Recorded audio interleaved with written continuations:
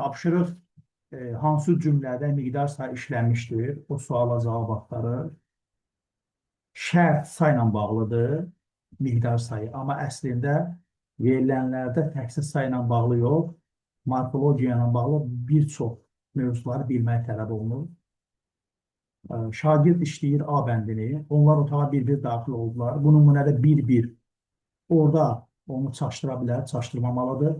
Bir-bir sözü daxil oldular feilinə aiddir və həmin feilin nə tərzdə olduğunu bildirir. Deməli, burada saydan söhbət gedə bilməz, çünki hərəkəti bildirir, hərəkəti izah edir, hərəkətin tərzini bildirir. B bəndində də 1-ə 5 sözü var, şagirdi çaşdıra bilər.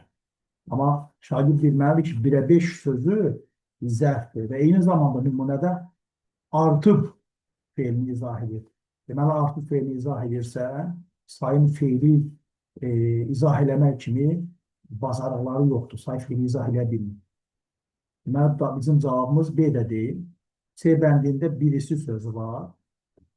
Şagird bu sözə də diqqət eləməlidir. Biri, birisi, kimi, kimisi, kimsə nəsə, kimi isə nə isə, filan, kəs və s. Bunlar qeyri-müəyyən əvəzlidir. Deməli, bizim cavabımız C-dədir. Çünki biz miqdar sayını axtarırıq. Bizim əsas axtardığımız məqam miqdar sayıdır. Y bəndində də bircə sözü var. Bircə sözünə diqqət eləmək lazımdır.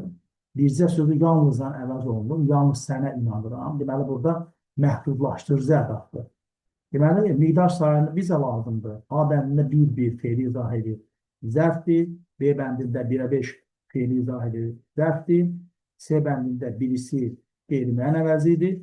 Y bəndində bircə sözü yalnızdan əvəz olunur və məhdudlaşdırıcı ədaddır. Doğru cavab D bəndidir. 3-də 2. 3-də 2 sözü bu saydır. Kəsir saydır. Şagird kəsir sayı olduğunu bilir. Amma başa düşməlidir ki, kəsir sayıda miqdar sayının növüdür. Miqdar sayının 3 növü var. Müəyyən miqdar sayı, qeyri-müəyyən miqdar sayı, kəsir sayı. Ona görə doğru cavabımız olacaq D bəndi. Miqdar sayı 3-də 2 hissəsidir. Bu tapşırıqda da diqqətli olmaq vacibdir. Bu izahımız da bu qədər.